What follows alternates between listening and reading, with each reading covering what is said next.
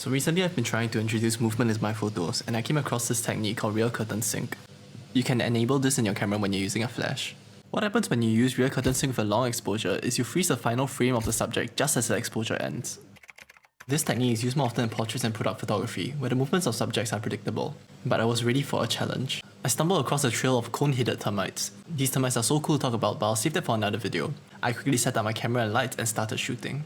Because there were so many termites running about, I had many attempts to get the shot that I wanted. I learned that for this shot, an exposure of 1/3 of a second was just right to get a nice looking motion blur. After that, it was just about fine-tuning the brightness and position of the flash till it was perfect.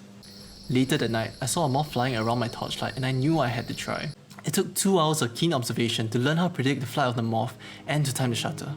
But 200 photos later, the stars finally aligned.